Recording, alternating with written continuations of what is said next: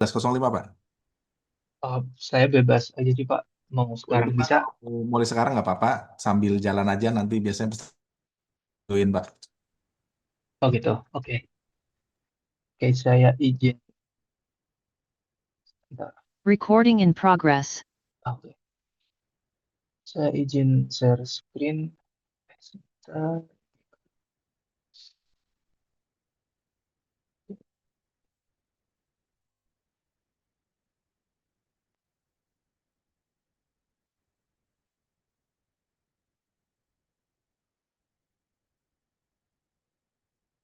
Apakah sudah terlihat screen saya atau belum? Sudah Pak. Sudah ya, oke. Oke, baik. Selamat malam rekan-rekan semua.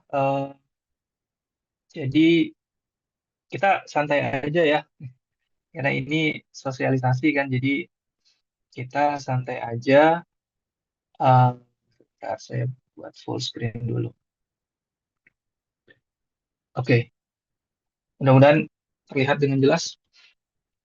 Ah, oke, em, jadi sebenarnya untuk topik yang akan saya share itu sudah pernah saya share semester lalu kalau nggak salah. Ya, jadi ada beberapa rekan-rekan dari MTI yang sempat menghubungi saya gitu. Cuman setelah saya respon dan saya berikan beberapa referensi, menghilang gitu. Nggak tahu. Mungkin nggak cocok kali ya gitu ya. Mungkin nggak cocok. Nah, jadi untuk yang sekarang saya diminta lagi, uh, cuman dari yang pertemuan terakhir itu ada beberapa yang bisa saya update karena ada beberapa hal yang sudah Evan. saya dan saya dan tim kerjakan gitu. Jadi harusnya ada tambahan ya dari yang terakhir saya sampaikan dan juga ada beberapa hal yang akhirnya saya remove dari research plan karena memang ternyata setelah berjalan gitu ada beberapa yang kurang pas dengan goal dari riset ini gitu. Nah, jadi kalau riset timnya sendiri, nah ini baru kemarin sih sebenarnya udah dari lama, cuman tapi baru kemarin confirm. eh, jadi kita ada kolaborasi untuk riset ini dengan Coventry University dari UK.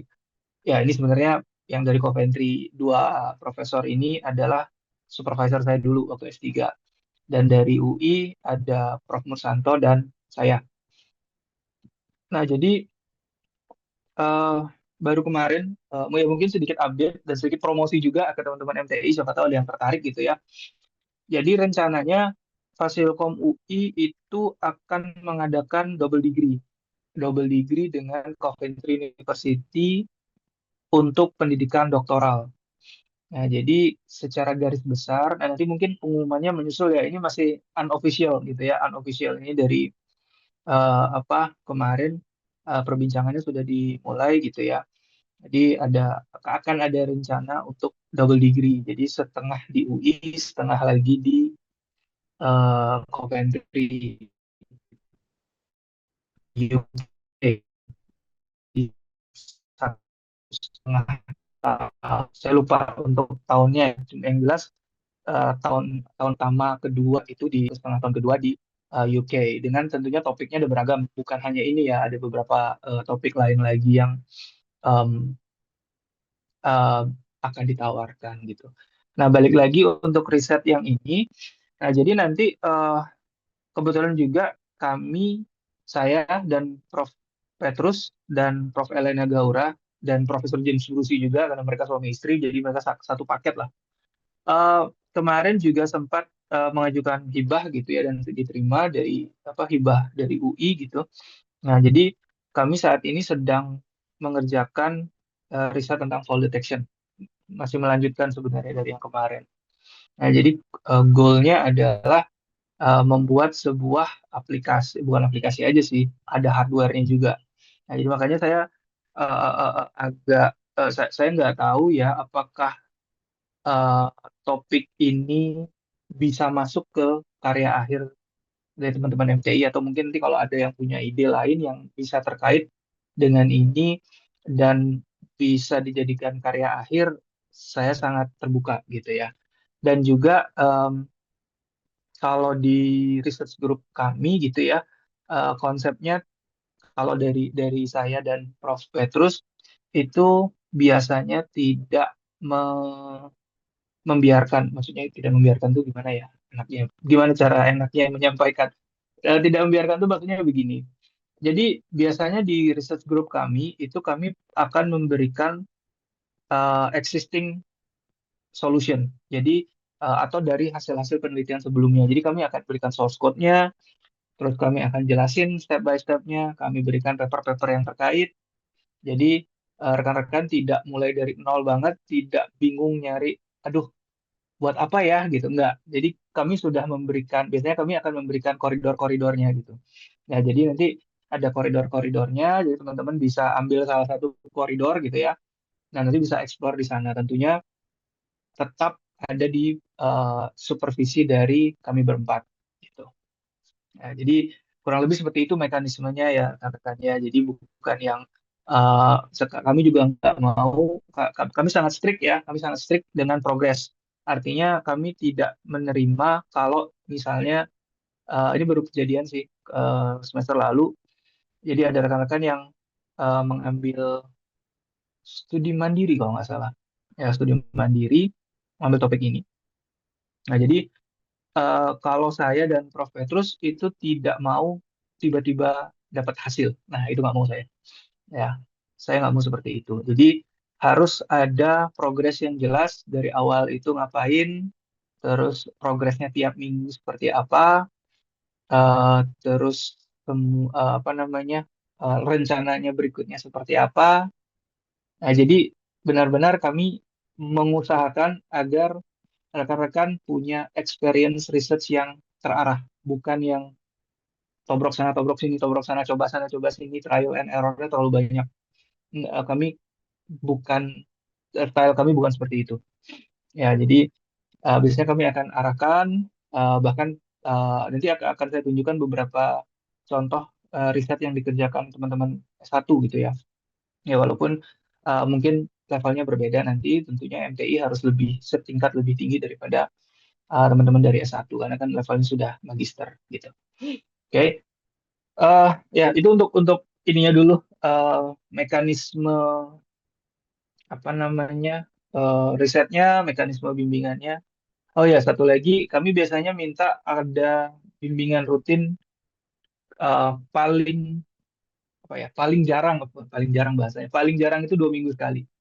Jadi kalau bisa tiap minggu, baik itu online maupun offline di Depok gitu ya, atau pas saya ada ngajar ke Salemba, itu feel free untuk reach out saya. Saya biasanya jadwal saya harusnya hari Selasa, cuman setelah UTS karena saya joinan dengan Pak Setiadi untuk mengajar kripto terapan. Jadi saya baru ke MTI-nya itu setelah UTS. Ya, jadi feel free ya untuk reach out saya gitu kalau memang ada yang ingin diskusikan. Oke, sekarang kita masuk ke topik risetnya. Nah, jadi untuk topik risetnya sendiri, em, kalau dilihat dari gambar ini, itu bisa kita lihat bahwa riset ini bukan riset yang teoretikal, ya. Bukan berarti ini implementasi saja, enggak. Tetap ada eksplorasi teoretikalnya juga, tapi bukan yang teoretikal um, formal method atau mathematical theoretical seperti itu, bukan. Ya, lebih kepada kita mencoba untuk mencari sebuah solusi dari problem yang ada. Jadi kan problem ada nih, problemnya exist. Nah, problemnya exist, problemnya masih ada, cuman kita bisa lihat bahwa kan yang namanya kita di hidup di muka bumi ya, itu pasti ada orang yang ingin berusaha untuk. Nah, biasanya kita akan melihat dulu sejauh mana orang-orang sudah melakukan apa yang sudah dilakukan sama mereka, apa hasilnya, dan biasanya kita selalu mencoba berpikir skeptis. Kalau di riset kan gitu ya, berpikir skeptis gitu. Eh, Selalu bertanya-tanya gitu ya, apa sih yang kurang dari yang dikerjakan sama orang-orang ini? Apa yang belum dikerjakan? Apa yang masih ada gapnya? Apa yang belum dieksplorasi gitu? Biasanya seperti itu. Dan selalu muncul dari research question dulu, dari eh, kalau eh, kita mapping gitu ya dengan skripsi atau tugas akhir gitu ya, itu selalu dimulai dengan rumusan masalah. Jadi jangan dibalik ya rekan-rekan ya, bukan bukan kita pilih algoritma dulu. Oh, saya mau menganalisa eh, sistem informasi di Kementerian X gitu misalnya, atau Kementerian Y gitu. Pakai algoritma A gitu. Ketika ditanya kenapa gitu, oh ya karena di Kementerian A saya punya teman, atau di Kementerian X saya punya teman. Terus kenapa algoritma A? Karena algoritma A itu gampang. Enggak, kita enggak kayak gitu mainnya. Ya, jadi kalau kami biasanya akan memulai dengan research questions atau rumusan masalah yang benar-benar sound, apa ya bahasanya ya, yang benar-benar bunyi gitu. Maksudnya benar-benar oke, ini research question yang valid, ya, research question yang valid. Nah, kalau saya sih stylenya biasanya akan memulai dari apakah. Nah, jadi contoh ya, ini contoh aja. Misalnya kita mau masak telur, telur dadar. Nah, lalu ada satu bumbu baru nih, ya, atau let's say bukan bumbu baru deh, sea salt. Nah, teman-teman kan kalau kalau tahu ada garam itu ada beberapa jenis ya. Nah, jadi research question saya itu selalu berbunyi kurang lebih seperti ini. Apakah penambahan sea salt pada telur dadar itu mampu meningkatkan nafsu makan anak-anak? Jadi dari research question itu memang benar-benar ada problem yang sedang kita coba pecahkan, yaitu adalah meningkatkan nafsu makan anak-anak. Ya, kenapa anak-anak perlu ditingkatkan nafsu makannya? Karena mereka sedang masa pertumbuhan. Ya, jadi apakah penggunaan sea salt pada telur dadar mampu meningkatkan intensitas makan atau nafsu makan dari anak-anak? Nah, dari discussion seperti itu biasanya menurut kami itu sudah cukup sounding style-nya ya. Kenapa? Karena kita punya sesuatu yang ingin diuji coba pada suatu problem. Problemnya apa? Meningkatkan nafsu makan anak-anak.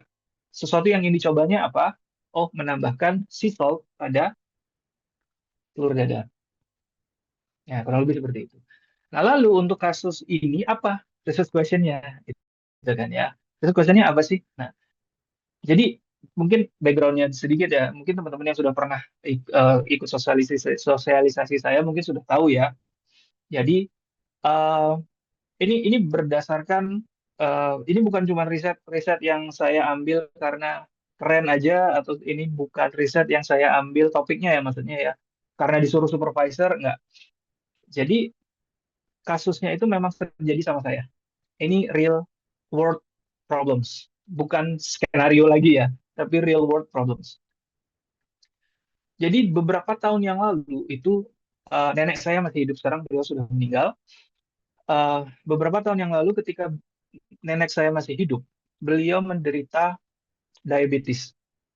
Diabetes, terus beliau menderita asma, dan ya karena diabetes, kaki beliau sudah tidak sekuat dulu untuk berjalan, jadi harus pakai alat bantu jalan. Nah, suatu malam, ini nggak ngarang ya, ini real real story gitu. Jadi suatu malam, uh, beliau ingin ke kamar kecil untuk buang air kecil. Itu saya masih ingat, itu sekitar jam 3 pagi, setengah 3 atau jam 3 pagi. Ya, namanya kamar mandi ya, kan licin. Dan nenek saya sudah uh, tua gitu ya, sudah tua sekali waktu itu, dan ada penyakit diabetes. Ya, beliau kepleset dan uh, jatuh sambil terduduk sampai tertidur gitu, kepalanya kena di belakang, kena benturan. Nah, karena kondisi beliau sudah seperti itu, otomatis beliau tidak bisa berteriak minta tolong di kamar mandi nih kasusnya. Padahal saat itu beliau tinggal dengan paman saya. Paman saya ada di lantai 2, beliau di lantai bawah gitu, karena biar nggak naik turun tangga. Nah, jadi eh ya akhirnya ditemukan di jam 6 pagi.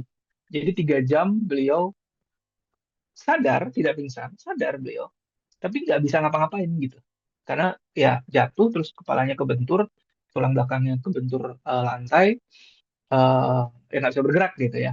Karena udah nggak kuat juga di jam segitu lagi.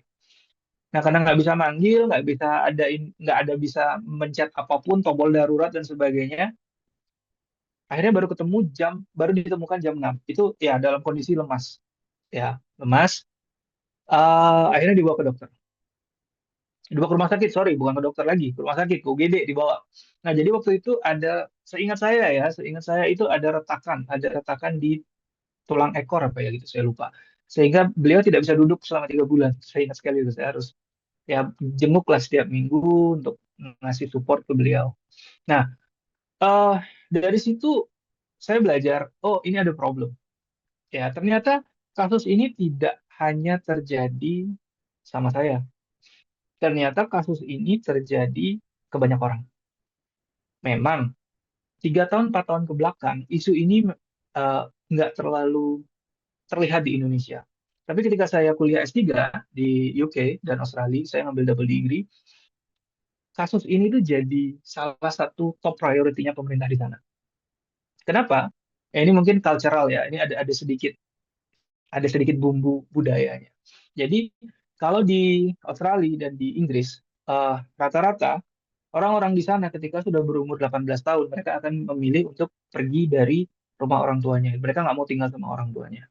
Rata-rata seperti itu. Teman-teman saya yang di Australia, teman-teman saya yang di UK, itu mereka memilih tinggal di apartemen. Ya, memilih tinggal di apartemen, entah tinggal sama temennya, entah tinggal sama pasangannya di sana, entah dia em, apa namanya sendiri gitu ya kan. Dan mereka bekerja, mereka akan mengambil kerja part-time untuk membiayai hidupnya. Nah, karena kasus seperti itu, jadinya orang tua ini pada tinggal sendiri nih. Dan kebanyakan orang tua ini karena mereka sudah tidak bekerja, mereka sudah tidak berpenghasilan tetap, mereka hanya mengandalkan uang pensiunan, mereka tidak bisa membayar tempat tinggal yang dekat dengan pusat kota. Dia selalu, Mereka selalu tinggal di daerah suburb, pinggiran lah, gitu. Di daerah yang jauh dari pusat kota. Kalau kita bilangnya di sana suburb. Nah, jadi ketika mereka tinggal di suburb, itu jaraknya ke rumah anaknya atau jarak ke apartemen anaknya itu biasanya sangat jauh, ya, sangat jauh sekali. Dan anaknya juga akan jarang menjenguk.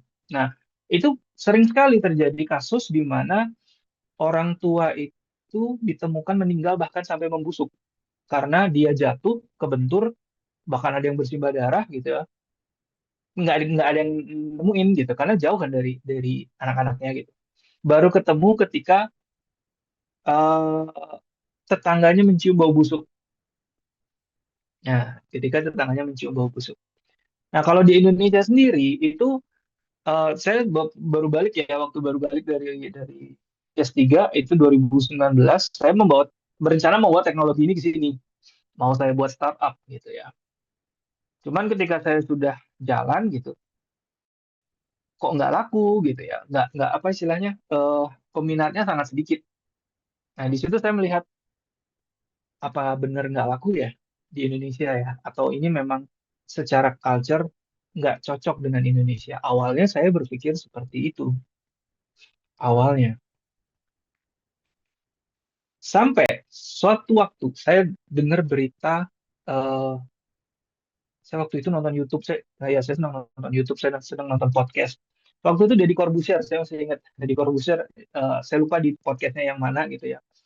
Dia menceritakan ibunya jatuh, ibunya jatuh di apartemen atau rumah gitu ya, saya lupa. Sampai benar-benar bersimbah darah, ada ini apa dalam kondisi yang kurang baik gitu. Nah, jadi dia menyampaikan bahwa ibunya ditemukan oleh tetangganya yang mau ngasih makanan. Kan diketok-ketok nggak ada jawaban, akhirnya minta didobrak sama security. Akhirnya ditemukan sudah terbaring, ada darah gitu ya. Dari situ saya mulai ke trigger gitu. Oh, sepertinya, sepertinya kondisi yang terjadi di Australia dan di Inggris saat saya S3 itu 2014 sampai 2000, saya lulus 2019.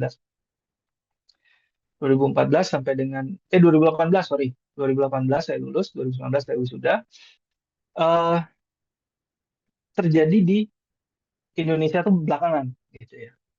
Dan juga kemarin sempat lagi juga ngobrol sama teman-teman gitu ya. Oh, ternyata sekarang ini tren untuk bekerja jauh dari orang tua, terutama teman-teman Gen Z ya, itu sudah tidak berpikir dua kali lagi untuk bekerja jauh dari orang tua. Bahkan sengaja nyari biar merantau.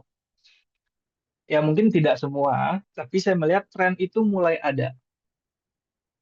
Tren itu mulai ada. Sama halnya kayak saya sekarang, ya saya orang tua saya tinggal dengan adik saya. Ya orang tua saya itu punya penyakit lutut, saya lupa namanya apa gitu ya. Jadi setiap minggu harus disuntik. Dan adik saya juga ya, dia kan punya keluarganya gitu ya. Jadi kadang juga saya beberapa kali nelpon, nanya kondisi gimana segala macam. Nah, tentunya kondisi ini itu sudah mulai menuju ke apa yang terjadi di Australia dan di UK. Ya, di mana orang tua itu akan mulai tinggal sendiri ataupun bahkan tinggal di pantiwerda gitu ya. Tapi kan tentunya jumlah perawatnya juga akan terbatas, tidak akan bisa menghandle privately gitu satu-satu gitu kan agak susah ya. Nah, maka dari itu dengan adanya teknologi IoT, nah IoT ini kan awalnya gimmick ya, jadi gimmick ya kan. Ada smartwatch, nah ada smart ring, ada smart apa lagi tuh, ada banyak lah smart smart clothes, smart whatever. Awalnya kan jadi gimmick.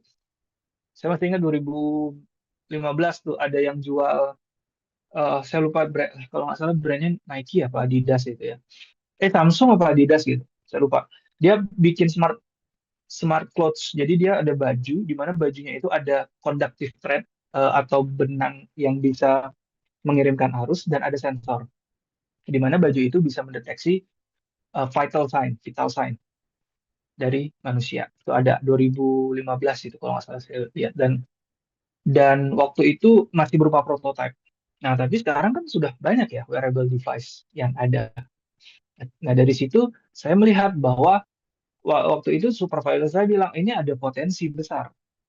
Si tadi ya yang Elena Gaura dan James Bruce itu dia bilang ini 5 tahun 10 tahun lagi nih di Asian country itu akan jadi sesuatu yang sangat penting, alat ini atau teknologi ini. Di mana teknologi ini kelihatan seperti bercanda gitu ya. Padahal ini sangat krusial. Itu adalah fall detection system.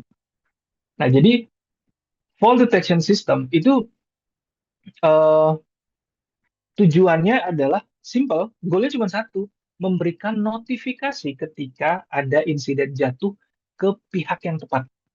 Siapakah pihak yang tepat? Ada banyak.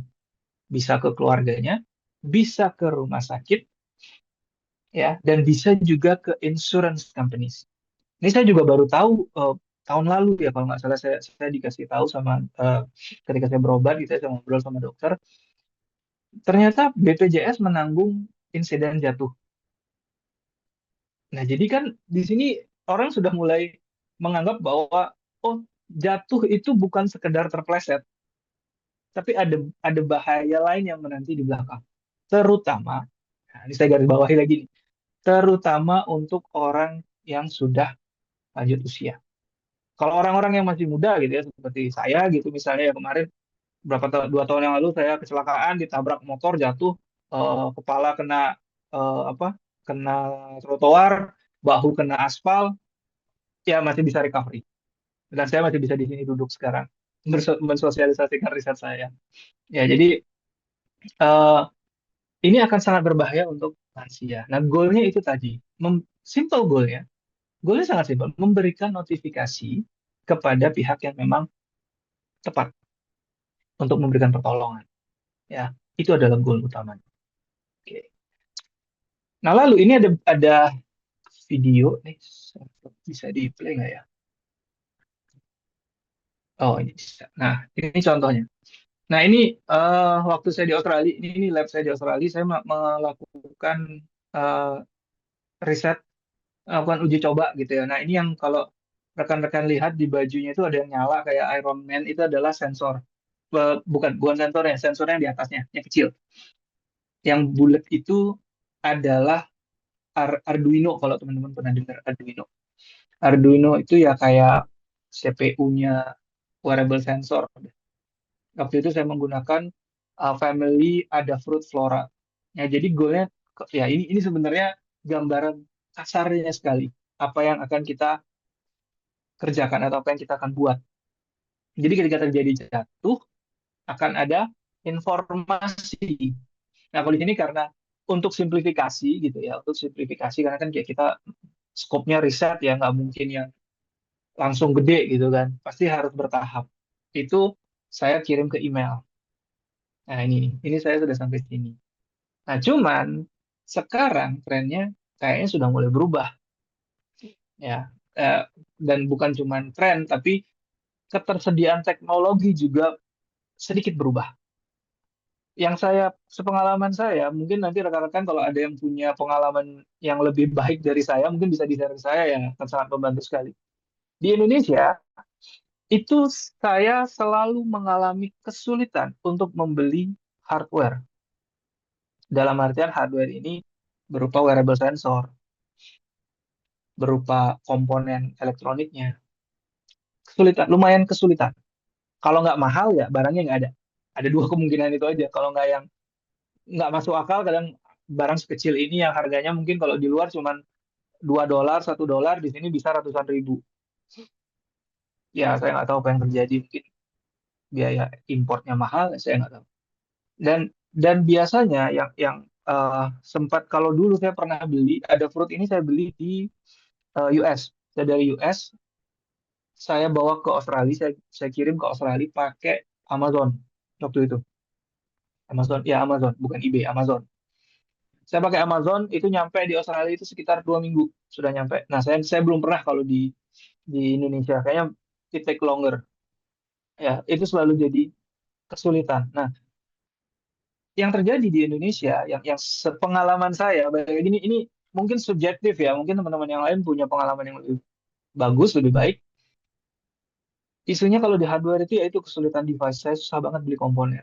Kalaupun ada, itu yang eh, sudah lawas gitu ya, versinya udah lawas banget gitu. Yang baru-baru itu biasanya harus impor dari China. Yaitu ya melibatkan import ekspor, it takes time dan administrasinya ribet. Nah, jadi saya dan tim mulai sedikit mengalihkan ke smartphone. Karena kan smartphone lebih gampang kalau belinya. Ya, kita bisa beli yang eh, murah-murah lah untuk eksperimen. Ya, kita bisa beli yang di bawah sejutaan, 1 jutaan itu masih bisa lah kita beli untuk sebagai wearable, tanda kutip ya wearable sensor untuk eksperimen, untuk menangkap sinyal sensornya gitu. Ya, nah, jadi kurang lebih seperti ini goalnya. Nanti nanti kita akan bahas untuk terkait hardware ya. Oke. Uh, oh ini video contoh gitu ya, video contoh di mana ada orang tua yang terekam sedang jatuh.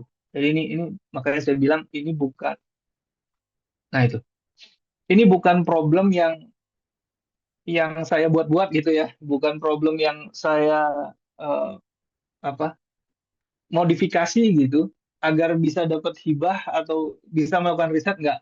Tapi ini real world problem. Nah, ini kejadian juga kan ke saya gitu loh. Bukan cuma dari video, tapi memang this is a real issue that we need to solve. Ya, oke. Nah, ini research milestone-nya sebenarnya kebagi jadi 3 tahap. Ya, ada 3 tahap. Apakah dilakukan selama 3 tahun? Belum tentu. Ya, namanya research kan kita nggak tahu ya. Yang namanya research ya bisa setahun, bisa 2 tahun, bisa 3 tahun. Itulah riset. Kalau kita sudah tahu 3 tahun atau 4 tahun, itu mah bukan riset, tapi itu project. Ya, itu proyekan. Kalau kita sudah tahu ini selesai 3 tahun, ya itu proyekan. Tapi kalau kita bilang research, ya kita nggak tahu. Karena bisa jadi hasilnya jelek, ya kan? Bisa jadi di tengah-tengah research questionnya berubah karena hasil eksperimen. We'll never know. Ya, makanya di sini saya baginya ke dalam 3 fase, bukan 3 tahun. Bisa jadi ini 10 tahun dikerjakan, bisa jadi 20 tahun, nggak tahu. Oke. Nah, yang pertama itu adalah fall detection algorithms. Nah, algorithms. Jadi kita akan fokus di algorithms. Kenapa algorithmsnya di sini sangat spesial, tanda kutip ya, kenapa spesial? Ini kan algoritma lah, machine learning aja pakai biasa, yang biasa pakai deep learning aja gitu. Isunya adalah, isunya adalah ketika kita mendevelop fall detection algorithms, ya, ketika kita mendevelop fall detection algorithms, ada satu hal yang harus kita consider. Algoritma ini akan diimplementasikan di sensor, wearable sensors. Di mana wearable sensor itu nggak kayak laptop yang kalau kita kurang RAM bisa tinggal ceplok tambah, nggak bisa. Kalau tadi rekan-rekan ingat di video tadi yang ada kayak Iron Man-nya itu saat itu 2017 tuh saya buat. 2017 sensor itu punya RAM cuman 2 kilobyte. Ya, 2 kilobyte nih, bukan 2 megabyte, bukan 2 gigabyte ya, tapi 2 kilobyte. Karena size-nya kecil, jadi memori yang benar-benar bisa dimasukin ke dalam itu tuh sangat kecil ke microcontrollernya. Hanya 2 kilobyte. Apa yang mau diharapkan dari 2 kilobyte? Mau implementasi deep learning? Boro-boro. Deep learning kan butuh yang RAM-nya gede, bahkan butuh GPU. Nah ini kita nggak punya itu. Kalau di scope riset saya itu jadi isu. Bisa kita dapat 100, akurasinya 100%, 98%. Tapi lihat dulu algoritmanya. Berat nggak? Ngabisin memori nggak? Cukup nggak 2 kilobyte? Atau ya mungkin sekarang udah naik ya, karena itu kan 2016, udah beberapa tahun yang lalu tuh. Ya, jadi itu jadi research question-nya, apakah AI, machine learning,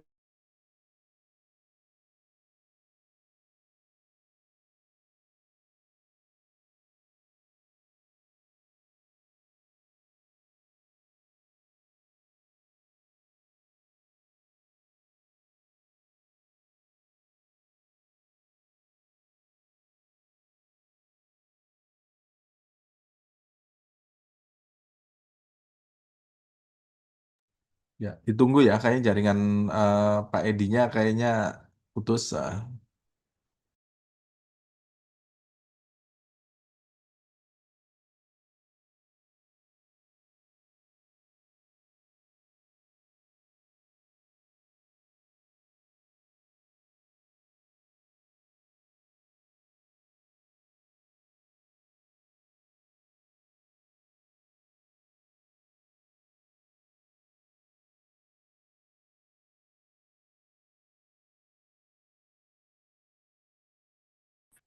sorry tadi kayaknya internetnya keputus. Apa masih kelihatan ya slide saya ya? Slide-nya menghilang, Pak. Ya, Pak. Oh, Oh, hilang ya, sebentar, sebentar. ya, Pak. Jadi internetnya ini, saya ulang lagi. Apa? Nah, sudah terlihatkah sekarang? Ya, Pak. Oke, siap. Terima kasih. Oke, tadi sorry keputus. Tadi ya ini kayak kalau saya ibaratkan sebagai multiverse saga nih. Kalau teman-teman nonton nonton MCU gitu ya, Marvel Cinematic Universe. Jadi yang pertama ini adalah Infinity Saga, yang kedua Multiverse Saga, yang ketiga nggak tahu tuh apa Mutant Saga, itu nggak tahu saya yang ketiga. Tapi ini jadi saga-saga di mana masing-masing saga itu ada movie-nya, ada banyak movies-nya. Jadi masing-masing research milestone ini ada riset-riset kecil yang menjadi penopangnya. Karena nggak bisa kita, ya seperti saya bilang tadi, namanya research itu kan kita nggak tahu kapan akan berakhir, kapan akan mendapatkan hasil yang terbaik, atau apakah bisa mendapatkan hasil yang terbaik. Makanya itu saya bagi-bagi. Ya, jadi ada beberapa topik yang nanti kalau misalnya teman-teman tertarik, bisa kontak saya. Oke, nah kita mulai masuk ke filmnya nih. Tadi ini kan saga, saga besarnya nih. Saga satunya, fall detection algorithm. Saga keduanya, ya buat device-nya, buat wearable device-nya. Nah, yang ketiganya ini saga, kalau di riset saya itu saga terakhirnya itu adalah, ini apa musuh paling inilah, musuh paling gedenya nih, yang paling susah nih. Ini adalah membuat smart home environment. Jadi di mana dalam sebuah rumah itu ketika orang tua kita masuk ke dalam rumah, rumah itu menjadi pintar, seolah-olah hidup, bukan dalam konteks mistis ya atau horor ya, tapi hidup dalam artian rumah itu bisa memonitor ya, bisa memonitor orang tua kita, bisa memonitor pergerakan orang tua kita, bisa tahu kalau orang tua kita sedang berbahaya, sedang sedang dalam kondisi yang berbahaya, bisa tahu kondisi saat ini orang tua kita, atau bahkan mungkin bisa memprediksi, oh nih ntar orang tuanya mau jatuh nih karena dilihat dari historinya gitu, atau oh ini orang tuanya akan eh, gula darahnya nanti akan naik karena tadi kelupaan minum. Nah, rumahnya tahu, jadi rumahnya bisa ngasih notifikasi ke rumah sakit atau ke orang terdekatnya untuk mengingatkan kembali. Ya, jadi itu dan jujur, jujur gitu. Kalau kata Bang Riko Lubis jujur, kalau saya itu menyiapkan ini untuk menyiapkan diri saya nanti ketika saya sudah tua. Saya nggak mau tergantung sama anak-anak saya pingin sendiri gitu ya sama istri saya gitu. Tapi saya bisa tahu bahwa saya safe, saya aman. Jadi saya mempersiapkan dari sekarang. Oke. Eh, ya, jadi yang pertama mungkin ya jangan jangan takut dulu ya. Biasanya kan ngelihat beginian tuh langsung, aduh apa nih? Gitu.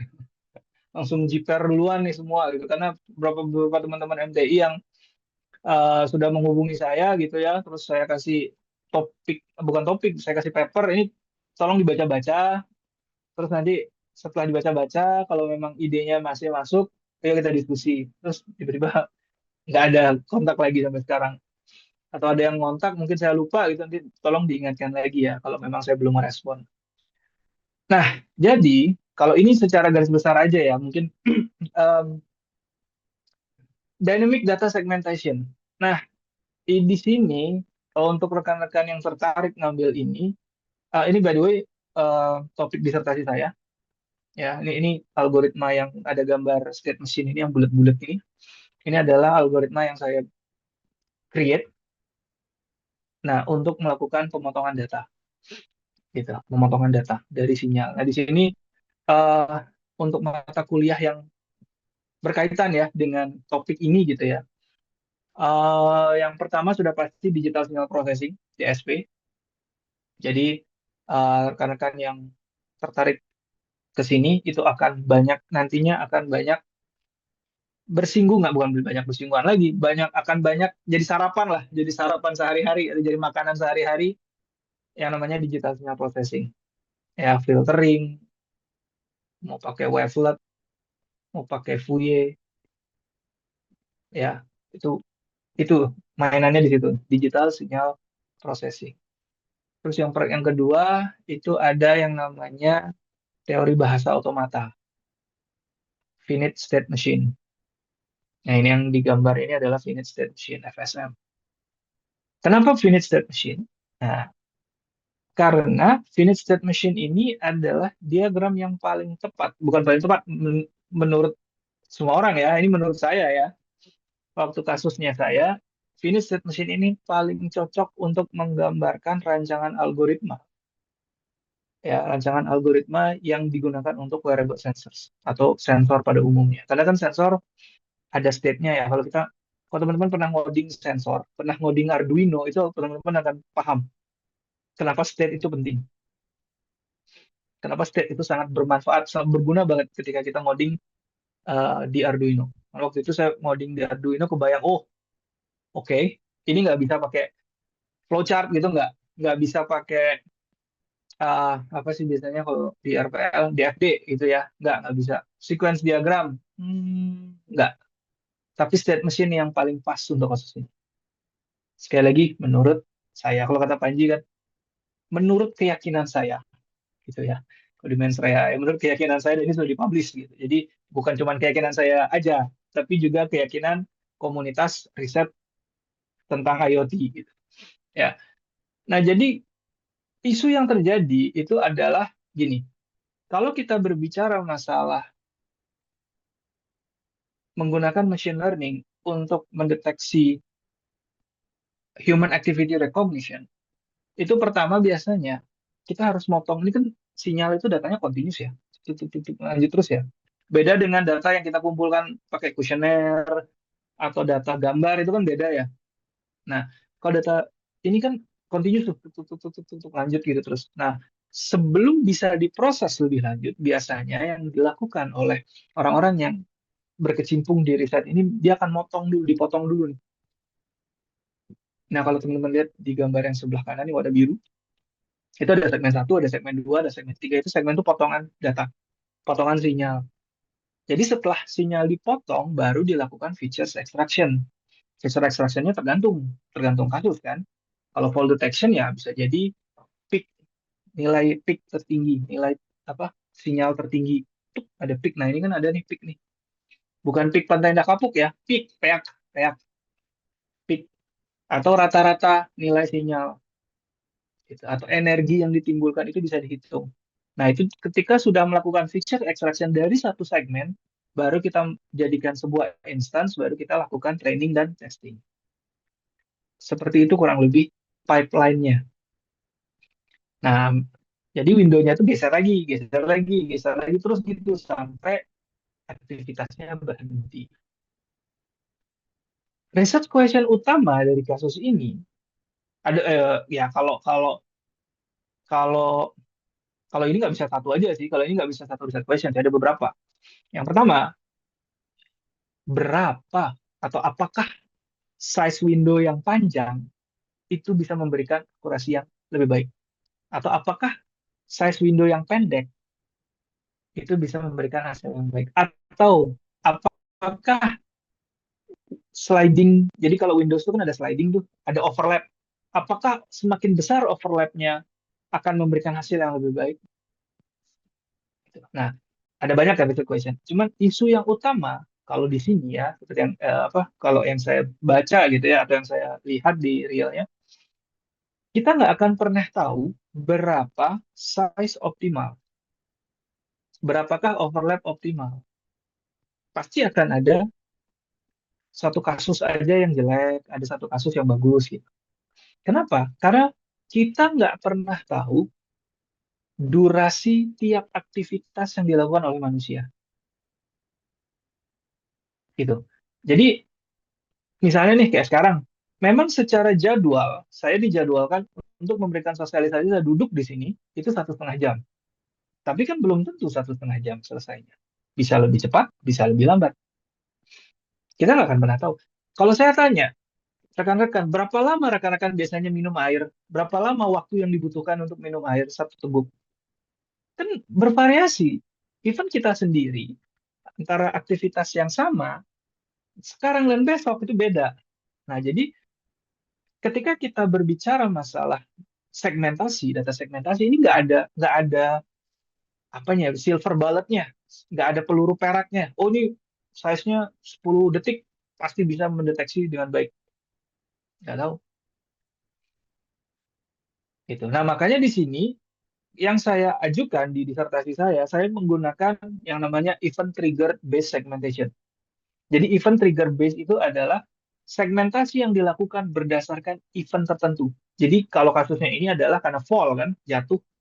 Nah, jadi orang jatuh itu biasanya menimbulkan percepatan yang tinggi. Gitu. Jadi percepatan yang tinggi itu dihasilkan oleh sensor ketika dia nabrak lantai. Gitu. Jadi ada tung gitu. Nah, jadi bisa dikatakan kalau teman-teman lihat di sinyalan sebelah kanan, ketika ada peak tinggi, nah itu tuh momen dia lagi nabrak lantai itu. Nah, jadi segmentasi saya kayak yang state machine ini, kalau teman-teman baca papernya utuh, itu nanti akan menghasilkan sebuah segmen yang benar-benar ngambil cuman sinyal atau sampel di sekitar peak, di sekitar lonjakan sinyal. Karena saya juga nggak tahu berapa size-nya yang tepat. Jadi ya saya lebih baik, oke saya pakai Windows yang fix, tapi saya akan atur posisinya. Bukan yang dari awal tek tek tek tek tek itu enggak, tapi saya akan atur di mana nih mau saya potong gitu. Nah, ternyata kasus ini juga terjadi, maksudnya problem ini juga dialami oleh um, riset-riset lain ya yang melibatkan human activity recognition. Nah, jadi teman-teman kalau memang mau ini saya kemarin ada baca paper satu lumayan bagus nih tahun 2022. Dia juga mencoba melakukan dynamic segmentation. Nah, jadi dia berusaha untuk mencari tahu secara otomatis kapan start, kapan selesai. Jadi startnya di sini, selesainya di sini, udah potong di bread. Tapi ini masih kasusnya human activity recognition. Jadi human activity itu ada banyak ya. Ada lari, ada jalan. Kalau yang saya fokuskan itu human activity recognition-nya yang fokus di fall detection. Deteksi jatuh untuk lansia. Nah, jadi kalau teman-teman tertarik, eh yang ini sebenarnya kalau dari tim riset saya ini belum ada yang ngerjain nih, jadi masih saya ngoprek-ngoprek nih. Gitu. Jadi kalau memang nanti tertarik, mungkin saya akan ikut ngoding. Nah, kalau satu lagi ya, kalau saya eh ini saya pribadi ya, mungkin dengan profesor yang lain, dengan yang tiga itu mungkin nggak, mungkin ada bedanya ya, nggak sama dengan saya. Tapi kalau saya, kalau misalnya nanti kita menghasilkan publikasi, saya mau jadi second author, tapi saya mau ikut ngoding dan nulis. Saya nggak mau nambahin nama doang. Ya, saya harus ikut ngoding. Saya minimal ngecek codingan deh. Saya akan cek codingannya, memastikan codingannya benar, ya, dan ikut nulis. Ya, walaupun nanti teman-teman pakai ChatGPT atau apa, whatever, ya nggak masalah selama itu hanya untuk grammar fixing. Kalau untuk ngegenerate ininya jangan, karena saya pernah coba itu kacau hasilnya, kacau kacau banget ChatGPT itu. Selama kita tahu ya, kita tahu saya mau nulis ini, saya mau nulis kalimatnya seperti ini, saya mau apa ide dari kalimat atau paragrafnya adalah ini, terus dibantu sama ChatGPT untuk memperbaiki grammar agar lebih clear, agar lebih tajam penulisannya itu oke. Tapi kalau beneran buatin ya ini enggak, jelek jelek banget hasilnya, serius. Hasilnya sangat jelek. Oke, balik lagi ke sini. Nah, ini masih masih sangat terbuka sih kalau yang ini. Kalau ini sejauh ini seingat saya teman-teman S1 yang ngambil sekarang ini saat ini saya punya 3 mahasiswa magang riset. Kayaknya belum ada yang ngambil yang ini deh, karena saya masih ngoding sendiri untuk ini. Ya, masih nyoba-nyoba gitu ya, masih nyoba-nyoba. Oke. Nah, ini yang kedua, ini adalah data fusion dan multimodal learning. Jadi idenya adalah ketika kita mau melakukan fall detection, itu sebelumnya saya itu hanya fokus menggunakan data dari accelerometer. Saya nggak pakai data dari sensor yang lain. Gitu. Padahal saya punya data dari gyroscope. Nah, jadi kalau teman-teman yang suka main Mobile Legend itu kan biasanya selalu, atau PUBG ya, kalau nggak salah PUBG, kalau Mobile Legend kayak nggak pakai PUBG gitu, misalnya kan harus ngecek nih kalau handphonenya ada gyro hardware apa gyro software. Kalau gyro software kadang ada delay gitu kan. Nah, kalau yang ini itu gyro yang saya maksud ya. Itu gyro yang sama yang saya maksud. Ya, itu sensornya. Nah, jadi di sini kita mencoba untuk melakukan data fusion. Data fusion itu menggabungkan beberapa data dengan source yang berbeda, bahkan dengan format yang berbeda. Kalau yang saya coba kemarin itu baru accelerometer sama gyroscope, baru dua, baru dua sensor ya. Tapi masing-masing sensor itu punya beberapa channel data, gitu. Karena kan kalau accelerometer itu ada 3 sumbu X, Y, Z. Kalau gyro juga punya X, Y, Z, gitu. Jadi 3 sumbu. Nah, selain itu kita juga akan mencoba untuk exploring video. Jadi data sensor sama data video digabung. Bagus nggak? Nah, itu research question-nya. Apakah menambahkan data video pada model yang sudah ada, ya sudah dibangun dengan menggunakan accelerometer dan gyroscope itu mampu meningkatkan akurasi? Nah, itu pertanyaannya. Itu research question-nya. Ya, yang ini baru setengah jalan. Bukan setengah jalan, maksudnya setengah fulfill. Fulfill. Jadi baru setengah, baru accelerometer, gyroscope. Videonya belum ada yang explore. Gitu. Nah, ini sedikit apa progres gitu ya dari yang terakhir saya sosialisasikan ke teman-teman MTI. Ini saya baru submit paper minggu 2 minggu lalu. Minggu lalu ya, lupa saya. Oh, itu ada 10 Januari, tanggal 10 Januari saya baru submit. Nah, di sini saya mencoba menggunakan segmentasi yang saya buat untuk disertasi saya, ya. Disertasi saya itu pakai pakai apa namanya? Pakai eh, dipakai untuk nge-segmen datanya, dipakai motong, terus saya pakai LSTM untuk klasifikasinya gitu. Nah, jadi kan tadi saya bilang mau ngapain pakai deep learning, oh emang bisa cukup disensor dan sebagainya. Nah, di sini saya mau mencoba untuk melakukan dual classification. Jadi gini, bukan dual classification sih, cascading classification. Jadi segmentasi saya itu akan diimplementasikan di sensor dengan tadi state machine tadi akan diimplementasikan di sensor, itu saya sudah lakukan sebelumnya di Arduino itu jalan, dan nanti data itu akan dikirimkan ke server.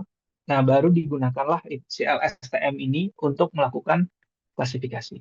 Nah, bisa juga strategi seperti itu. Ya, karena kan intinya kita tidak bisa membebankan komputasi yang besar di sensor. Mending kita bawa ke server. Nah, kalau misalnya kita kirim data, kan orang pasti akan argue gitu ya, argumennya kalau gitu kirim aja datanya semua tiap detik ke sensor apa ke server dari sensor. Nah, itu tentunya ada kelemahan. Kelemahannya adalah baterainya cepat habis. Itu baterainya cepat habis. Jadi tiap tiap detik dia ngirim berapa data gitu server teng, teng, teng, teng, teng. Ya, datanya akan diproses di server. Ya bisa kita bisa pakai algoritma yang fancy, tapi ya tiap 5 menit ngecharge gitu kan, nggak mungkin dong kita nyuruh nenek kita, orang tua kita untuk ngecharge ngecharge device-nya 5 menit sekali. Kita aja disuruh ngecharge handphone 1 hari sekali sudah males, apalagi mereka gitu. Nah, makanya di sini saya mencoba menggunakan stage align. Nah, stage align itu ya tadi yang segmentasi itu, dan LSTM framework. Jadi gimana tuh hasilnya? Nah, hasilnya kalau nanti kalau sudah rilis, kalau sudah di accept ya mungkin baru saya share. Kalau sekarang belum bisa karena ini masih under review. Saya submitnya di Frontiers. Frontiers ini kalau nggak salah Q2, masih Q2. Oke. Nah, berikutnya, nah ini yang sedang di drafting. Ini masih draft. Kayaknya saya mau ganti venue, bukan di IEEE Access karena kemarin Profesor Elena nggak mau di IEEE Access, dia mintanya di IEEE Sensor Journal. Nah, di sini saya mencoba menggabungkan gyroscope dan accelerometer, tapi menggunakan machine learning tradisional. Nanti kalau teman-teman baca nih abstraknya ya, itu kan saya pakai apa? Chart. Saya pakai random forest, RF itu random forest, XGBoost, logistic regression, dan SVM. Ini nggak pakai deep learning. Ya, masih pakai yang ya tradisional. Ya masuk tradisional lah. Dan akurasinya di sini saya pakai area under curve, precision and recall, dapatnya 95%. Jadi lumayan oke lah. Ya, lumayan oke. Nah, jadi di sini ini sebenarnya yang lagi ongoing ya, teman-teman. Nah, ini saya masih, kalau yang ini saya melakukan masih sendiri. Saya sama Pak Petrus, eh, sama Elena itu masih mengerjakan, kita bertiga masih mengerjakan ini. Yang coding masih saya. Oke. Nah, ini ada sedikit mungkin pekerjaan teman-teman S1 ya. Ini masih dalam tahap pengerjaan juga. Nah, ini dia pakai graph. Dia pakai graph eh, untuk mendevelop classifier-nya. Untuk segmentasinya masih pakai punya saya yang tadi, yang state machine itu. Nah, ini contohnya teman-teman ya. Jadi kalau di research group kami itu kita nggak yang ngelepas tuh kerjaan sendiri, itu nggak. Bahkan ini saya kemarin ngasih source code ke teman-teman mahasiswa, ke ya ini si Anthony. Saya kasih ini ya source code saya untuk state machine yang tadi. Silakan diimplementasikan, ditambahkan graf punya kamu. Nah, itu bisa cepat. Jadi istilahnya teman-teman tidak harus dari nol buat nyari tahu, ya tetap harus dipelajari, tetap harus dibaca agar teman-teman punya knowledge-nya, tapi untuk implementasinya itu tidak dari nol, tidak nggak lagi, maksudnya kalau dulu saya kan saya mengikuti stylenya supervisor saya yang di UK ya, si Elena sama si James tadi. Jadi dulu saya itu dikasih source code mahasiswa sebelumnya yang mengerjakan topik ini, jadi saya ngelanjutin. Jadi dari source code itu saya disuruh baikin apa yang bisa diperbaiki dari sini. Nah, sama halnya dengan ini. Jadi di sini ya, biasanya saya akan kasih source code. Silakan dikomentari, dikritisi, dimodifikasi silakan. Nanti saya kasih silakan fork dari Git saya. Terus silakan dioprek atau saya kasih bentuknya zip, silakan dioprek di apa namanya di komputer masing-masing. Dan kami juga sediakan server ya, walaupun tidak secanggih yang ada di luaran sana gitu ya. ya cukup lah untuk eksperimen. Ya kalau kemarin eksperimen saya pakai sinyal itu 32 subjek, saya pakai live one out cross validation itu 20 jam lah. Nah, itu bisa ditinggal, nggak usah ditunggu. Jadi kita running script, enter, jalan, scriptingnya, eksperimennya jalan, ya udah saya tinggal, saya ngerjain yang lain gitu. Terus nanti saya cek berkala aja udah selesai apa belum gitu. Jadi waktu itu saya cek 20 jam lah. Jadi 20 sampai 24 jam lah. Jadi ngerunningnya malam ini selesai besok malam. Gitu. Nah, itu tipikal style research kami ya. Jadi bukan yang kita pantengin 20 jam, nggak capek lah. Gitu. Oke. Nah ini yang kedua dari kalau nggak salah ini dari Fahri, dari anak S1, teman-teman S1 juga. Ini dia mau buat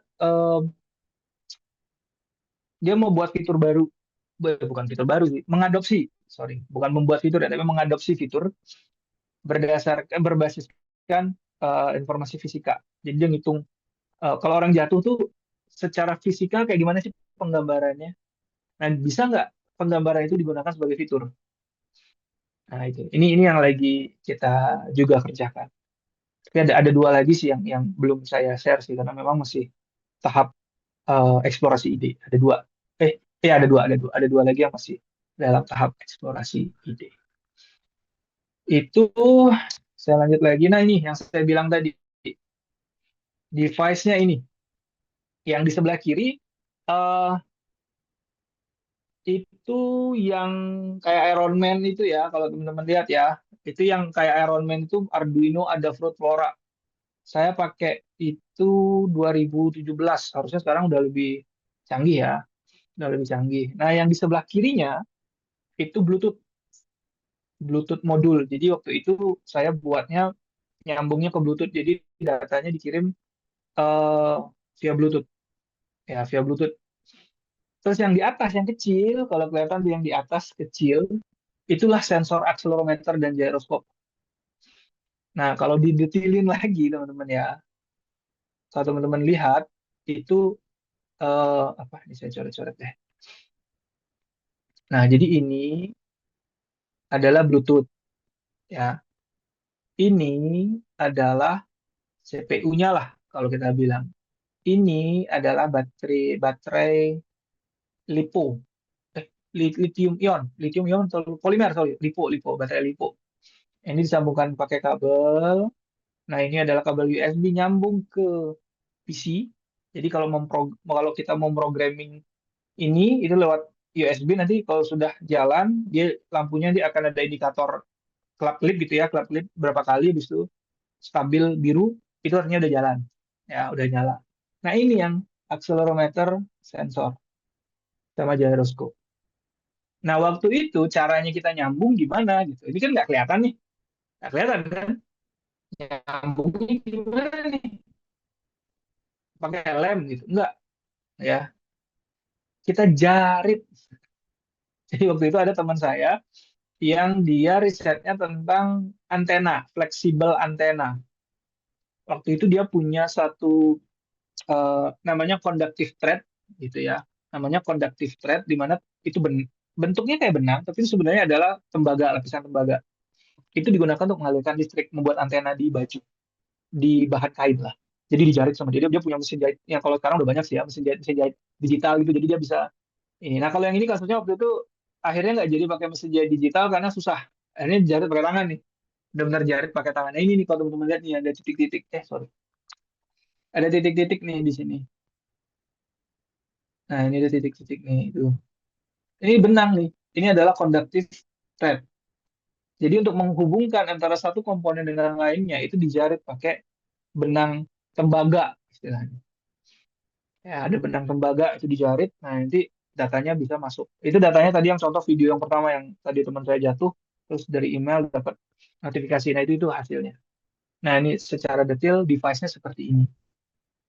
Nah, cuman ketika saya buat ini, waktu itu terlalu banyak obstacle, terlalu banyak problem yang harus dipecahkan. Sehingga saya hanya stop, karena kalau itu saya lanjutin, saya nggak lulus-lulus gitu ya.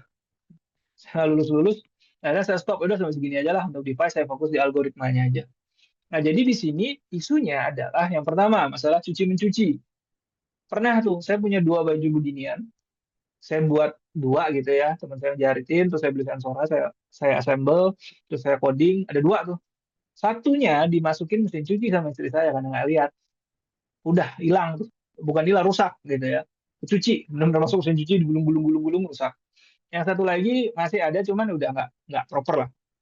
Nah, itu kelemahan pertama adalah cuci. Ya nggak mungkin dong kita pakai baju nggak dicuci, nggak mungkin dong bajunya di dry clean terus, ya kan? Nah itu jadi isu. Itu isu yang pertama. Yang kedua, ternyata ketika saya eksperimen jatuh, ketika badan itu jatuhnya ke depan, debuk gitu ya. Jadi misalnya kita berdiri nih, ya kita menghadap ke depan sini. Jadi kalau dia jatuh debuk gitu, sensornya itu badan kita nutupin sensor, sehingga si Bluetooth ini dia nggak bisa ngirim data keluar. Nah ini mungkin nggak tahu ya kalau teman-teman yang tertarik di bidang networking mungkin ya, tapi ini networkingnya bukan networking kayak internet gitu ya, lebih ke wearable atau wireless networking. Jadi gimana caranya? Kalaupun misalnya datanya, misalnya jatuh nih, tubuh ketahan kan, datanya nggak bisa kekirim. Tapi ini masih bisa mengirimkan belakangan gitu. Jadi di server tuh bisa menerka-nerka, ini kayaknya datanya begini deh, berdasarkan histori. Nah itu boleh juga tuh kalau memang ada yang tertarik ke sana. Ini jadi isu banget networking. Itu yang pertama. Yang kedua, berikutnya, tadi udah berapa ya, lupa, tiga apa ya. Berikutnya yang jadi isu itu adalah ketika dia ngirim data, itu baterainya cepet banget habis yang tadi saya bilang. Jadi gimana caranya biar si sensor ini itu nggak ngirim terlalu sering? Itu juga bisa tuh. Ya. Yang terakhir mungkin ini saya belum explore lebih detail ya karena memang saya fokusnya ke apa namanya, saya mau fokusnya ke algoritma klasifikasinya dulu ya. Tapi saya pernah nggak sengaja nyoba gitu. Jadi kalau konsepnya Bluetooth ini ya, itu kan dia broadcast ya. Dia kan ngasih ngasih apa namanya, ngasih sinyalnya blast gitu, nge-broadcast ke semua. Jadi semua device yang ada di sekitar ini yang nerima Bluetooth dia akan mendeteksi, oh ada data nih, ada data nih datang dari sensor ini. Gitu. Nah, itu akan jadi permasalahan kalau datanya itu sensitif. Kalau ini kan riset ya, jadi ya nggak apa-apa gitu. Tapi kalau itu datanya berkaitan sama orang beneran, terus itu ada misalnya ada titik koordinatnya, nah itu repot tuh. Kita udah masuk ke ranah secure, karena itu termasuk data medis jadinya. Ya kan, karena orang jatuh kan ya data medis, karena nanti BPJS bisa ngecek gitu. Ini datanya jatuh beneran, beneran dia nggak yang jatuh gitu. Nah itu jadi datanya jadi sangat sensitif. Nah itu mungkin bisa juga teman-teman yang tertarik, cuman ya harus bisa ngoding, harus bisa ngoding sensor gitu, harus bisa nyoba gitu ya. Kalau saya yang sekarang yang baju yang kayak baju ini yang Arduino ini saya lagi nggak pegang, tapi yang saya punya yang sebelah kanan. Ini yang saya buat di sini. Makanya saya bilang di Indonesia tuh susah banget nyari device kayak yang ada gambar di sebelah kiri, yang sebelah kanan ini saya beli di sini. Saya assemble di Indonesia. Jadi saya menggunakan ini kalau nggak salah Arduino Nano. Ini tulisannya Nano. Arduino Nano. Nah, ini sensornya di sini nih. Ini sensornya di sini. Saya pasang kebalik gitu. Nah, ini baterainya masih pakai baterai baterai Tamiya gitu. Baterai apa ya? AA ya? AA apa? AA. AA. Nah, itu jadi masih pakai baterai itu, nanti dipasang. Ini kotaknya masih gede gitu ya. Nah, kalau teman-teman tertarik untuk masalah enkripsi data atau keamanan data ketika broadcast, ini pakai Bluetooth by the way, yang ini Bluetooth. Mungkin bisa saya pinjemin alatnya, saya punya tiga gitu. Saya punya tiga. eh Mungkin saya perlu satu untuk uji coba aja, dua lagi, satu lagi dibawa sama ada apa teman-teman mahasiswa S1 buat dioprek. Masih ada satu nih. Mana ya alatnya? Oh ini. Saya ada nih. Wah, kena ini. Nah, ini ada alat satu lagi. Ini sebesar ini gitu. Ya, segede ini nih alatnya. Jadi em, ya bisa dipakai ini, bisa kalau mau bisa dioprek, mungkin sekedar heads up aja, ini pakai Arduino IDE. Jadi rekan-rekan yang suka mainan C, harusnya C sih ya. Kalau C++ enggak, harusnya C bisa pakai ini. Kalau Python, jujur saya belum pernah nyoba kalau untuk yang Python Arduino. Kayaknya kan ada tuh sekarang Arduino Python for Arduino itu ada. Cuman saya jujur belum nyoba. Yang saya coba itu yang C gitu. Oke. Nah, yang berikutnya itu eh sebentar. Saya lanjut lagi. Nah, ini ikut coret-coret nih jadinya. eh nah, yang ini ini sorry, ini coret-coret juga nih. Ya, tapi nggak apa-apa ya. Em, ini yang baru nih, ini yang terakhir yang setelah saya submit paper tadi, itu saya kepikiran ide. Gitu. Idenya begini. Ternyata salah satu momok menakutkan dari riset fall detection itu adalah data. Kenapa data? Karena kita tidak akan pernah punya data yang bagus. Kenapa kita nggak pernah punya data yang bagus dan banyak ya, bagus dan banyak ya? Karena subjek kita orang tua. Nggak mungkin di belahan negara manapun menggunakan orang tua untuk eksperimen jatuh itu dilarang, itu kejam. Ya nggak mungkin dong kita dorong-dorong orang tua buat mengsimulasikan jatuh, dan nggak mungkin juga kita nunggu dia sampai jatuh. Itu kan eventnya sangat jarang, tapi krusial ketika itu terjadi, berbahaya ketika itu terjadi. Nah, di sini saya nemu satu paper bagus nih. Kalau teman-teman nanti ini bisa dilihat di YouTube-nya gitu ya. Nanti saya play kok videonya. Saya kasih penjelasan dulu sedikit. Jadi, preset ini itu mencoba untuk merubah dari video jadi data sensor. Keren banget. Keren banget. Jadi dari video, kita punya video. Terus video itu dimasukkan ke dalam AI modeling kita, keluar itu udah sinyal accelerometer, gyroscope, whatever, you name it. Dengan adanya teknologi ini, saya merasa bahwa kita nggak akan perlu orang tua real untuk jatuh. Kita hanya perlu video orang tua jatuh. Itu ada banyak di YouTube. Ada banyak di YouTube. Jadi ketika kita dapat itu akan jauh lebih kaya dataset kita. Kita bisa membuat algoritma machine learning yang lebih baik. Nah, ini videonya ini menarik nih kalau teman-teman lihat. Eh, nah, namanya Imutube. Imutube. Ada di YouTube nih. Nanti silakan aja di search Imutube.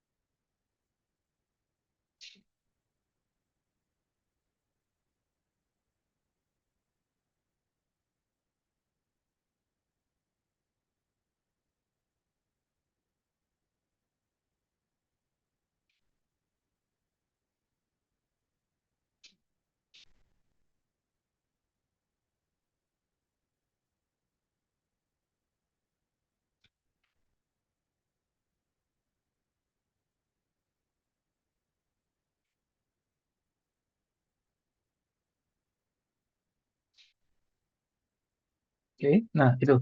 Ini yang baru baru kita ajukan sih kemarin untuk hibah dari apa sih namanya itu ya, Kemenristek Dikti. Ya, tapi saya belum tahu apakah diterima atau enggak. Tapi ini juga menjadi satu alternatif topik ya. Artinya pertanyaannya itu adalah ya, riset question besarnya ya, apakah kita bisa mengenerate sinyal yang menyerupai sinyal aslinya dari video YouTube atau dari video.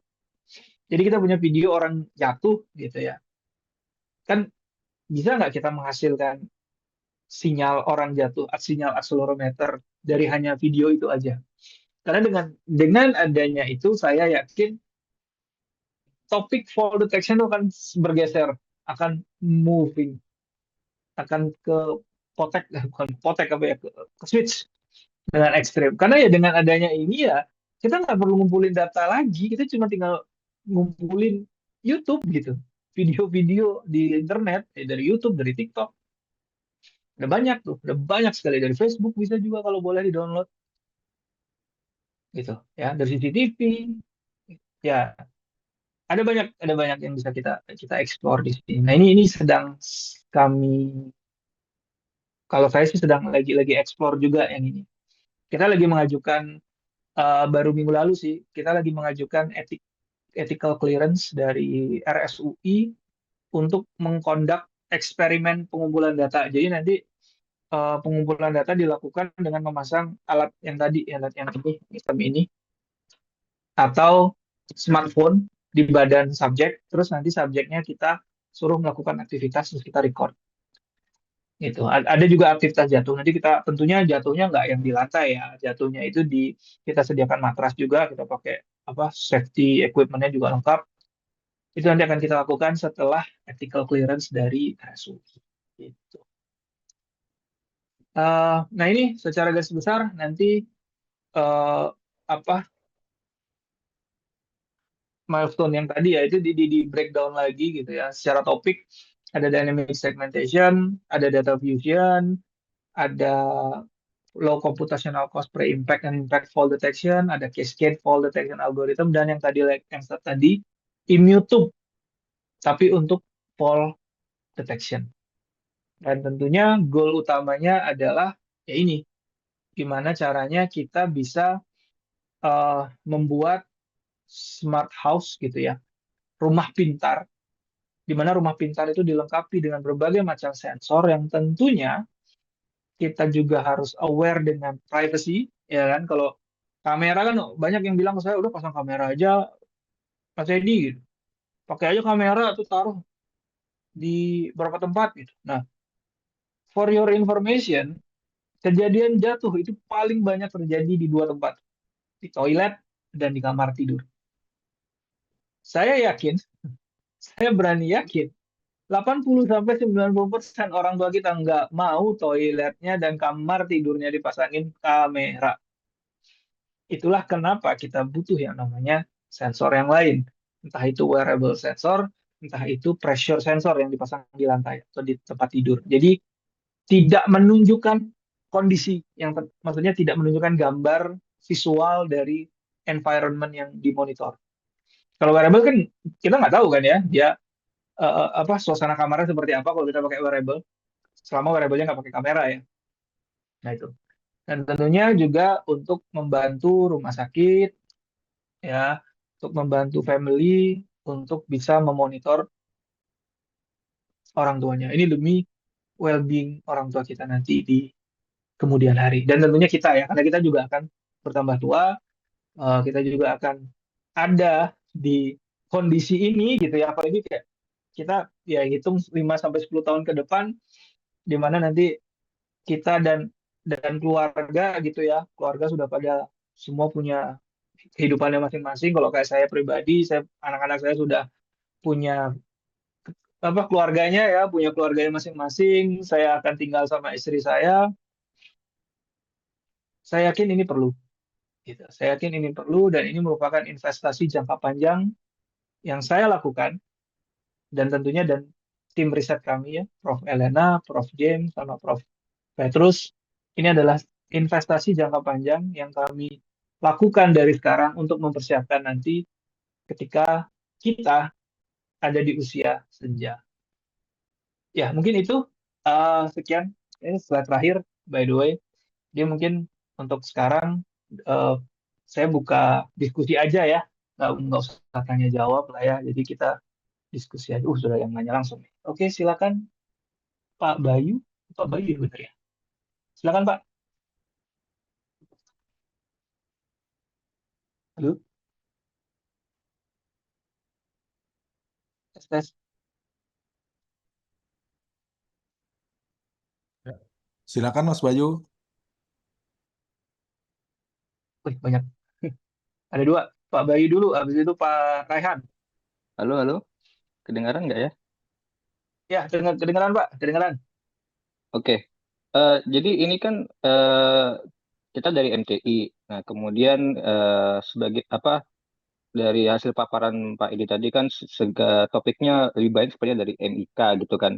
Berarti ini kalau saya tangkap, Mhm. berarti kami yang dari MTI ini bisa mengambil apa namanya topik-topik yang sebenarnya di luar dari fokus jurusan MTI ya untuk tugas akhir atau karya akhir. Itu yang pertama. Terus yang kedua, kalau kalaupun memang kita bisa mengambil itu, seberapa umum sih orang melakukan itu di MTI atau apapun atau S2 selama ini? Kemudian apakah itu secara bebannya seberapa berat biasanya ya kalau kita harus catch up dengan keilmuan dari MIK? Misalnya kalau kita ngobrolin, kalau saya mau riset tentang algoritma, pastinya saya harus belajar paling nggak time complexity kan, seperti itu. Sedangkan di MTI tidak diajarkan Betul. gitu kan. Nah itu kita harus catch up seperti itu. Apakah jadi seperti itu pertanyaan saya, seberapa apa istilahnya memungkinkan hal itu terjadi buat kami yang dari MTI untuk catch up dengan topik-topik yang ada di MIK ini kalau saya lihat itu aja dulu. Mhm.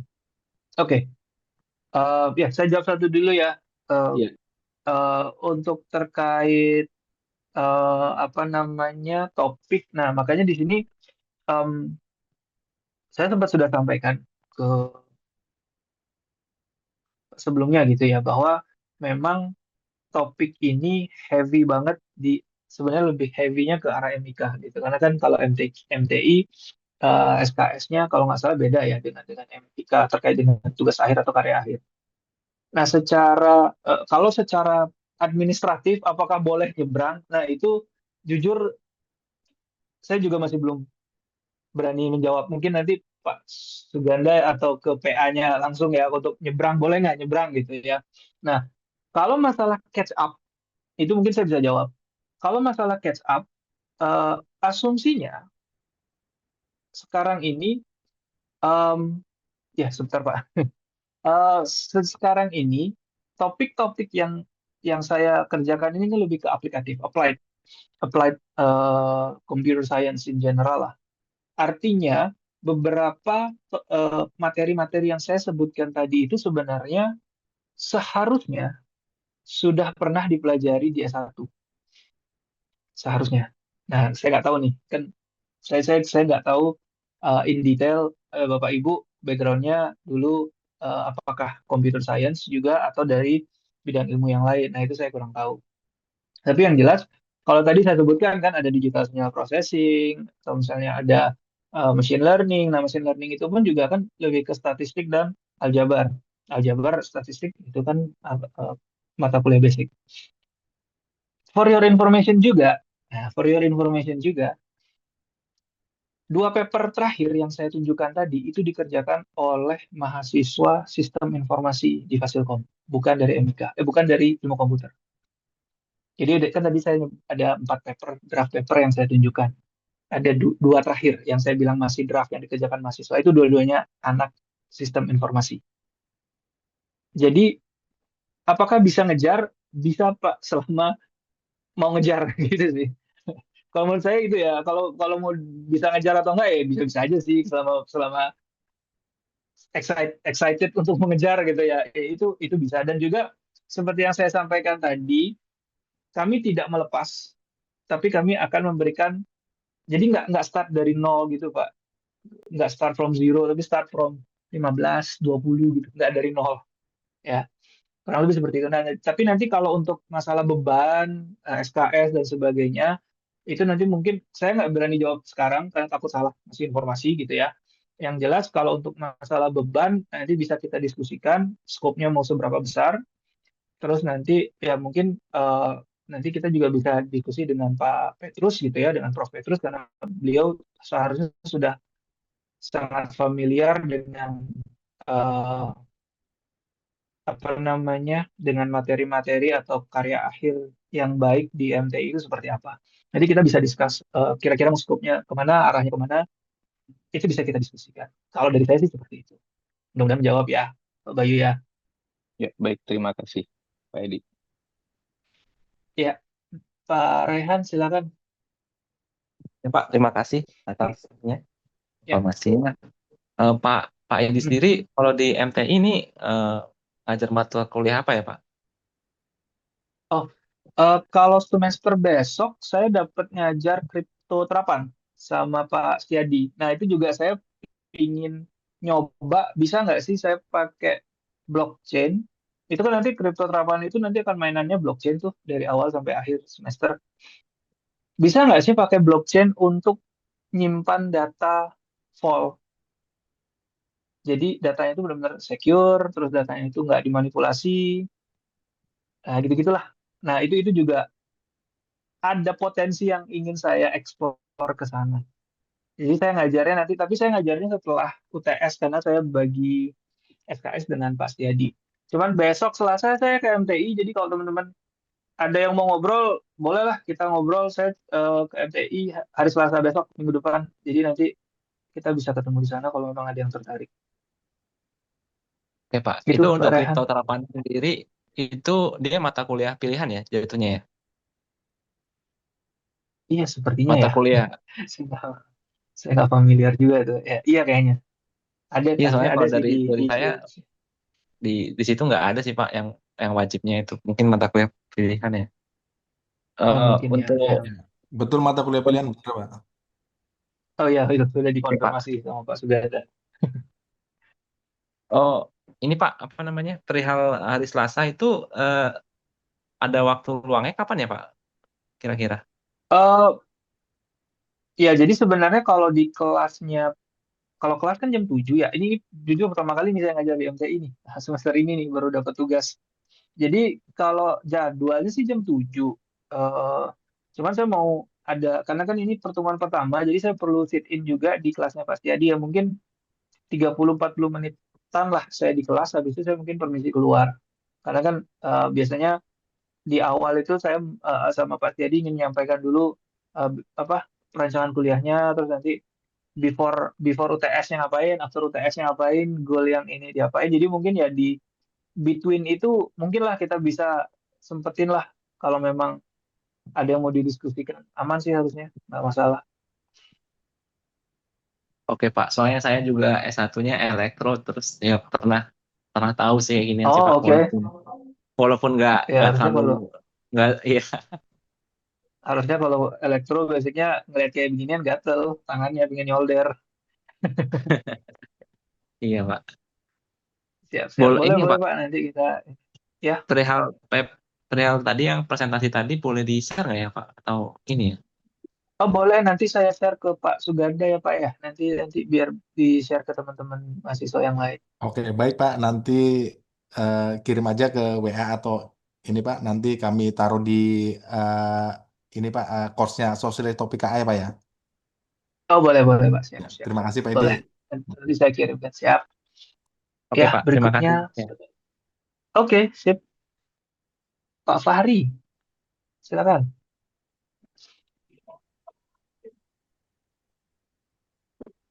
Iya Pak, halo. Tes tes. Belum kedengeran Pak. Kecil sekali suaranya Pak. Sorry, suaranya kecil sekali Pak, nggak terdengar. Halo, ya masih kecil Pak, nggak jelas. Apa saya aja yang kecil sekali, nggak terdengar di saya? Atau saya aja yang nggak dengar ya? Betul Mas Edi, nggak kedengeran. Ha. Oh, oke. Oh, hilang. Oke, sambil menunggu Pak Fahri tadi kayaknya keluar dari Zoom. Buat rekan-rekan yang lain boleh.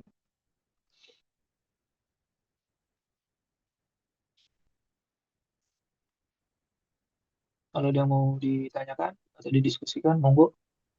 Kita punya sampai jam berapa Pak Suganda? Sampai Sampai 20.30 Pak. 23. Oh, ada 5 menit lagi. Iya Pak. Oke, teman-teman yang... Oh, ini Pak Fahri udah join lagi.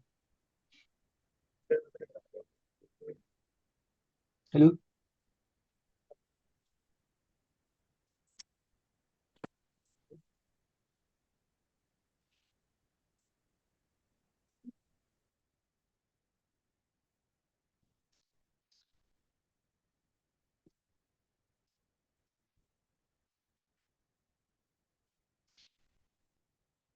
Oke, lewat chat saja boleh, Pak.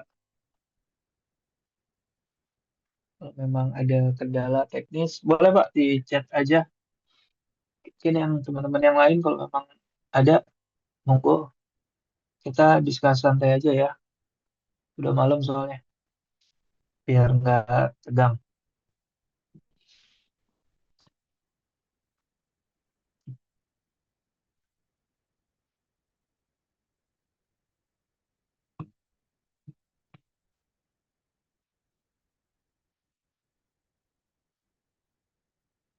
Oh, oke. Kalau dari saya, ini saya bacain mungkin ya untuk rekan-rekan yang lain. Dari Pak Edi sendiri tertarik pengolahan sensor IMU secara umum atau khusus di wearable? Eh, Secara umum sih bisa aja Pak. Saya sebenarnya sukanya sensor, IoT-nya, Internet of Things atau wireless sensor network ya, wireless sensor network. Ke bahasa marketing itu gimmicknya kan IoT itu Internet of Things. Kalau dulu saya belajar pertama kali itu waktu S3 itu namanya wireless sensor network WSN. Jadi kalau saya sebenarnya basicnya ya di WSN Pak. Jadi wearable itu karena memang ya ini ini juga agak agak kanak-kanakan juga. Jadi saya suka Iron Man. Jadi saya lihat wah keren banget nih bisa pakai begituan gitu ya, bisa pakai alat apa segala macam.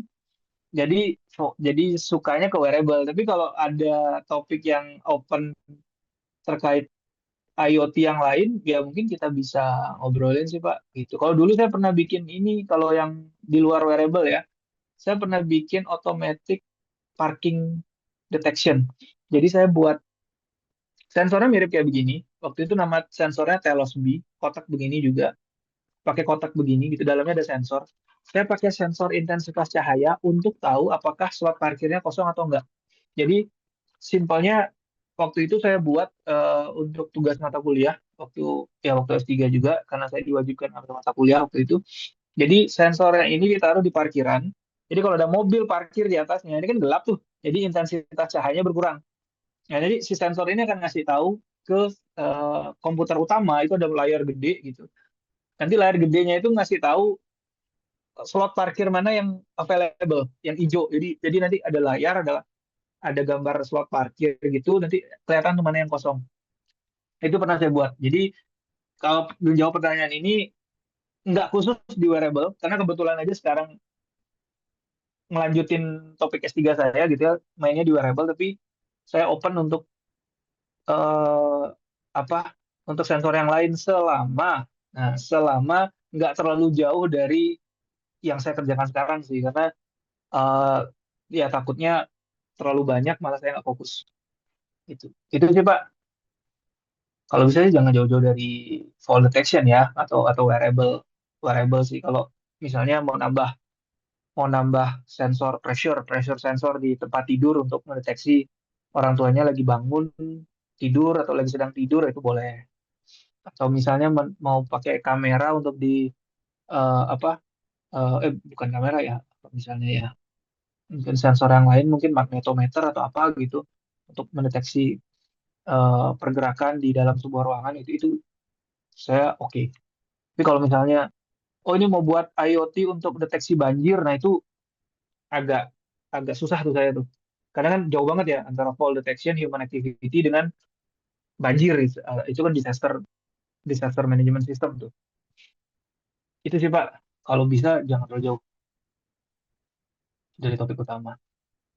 Oke, ada lagi Bapak Ibu?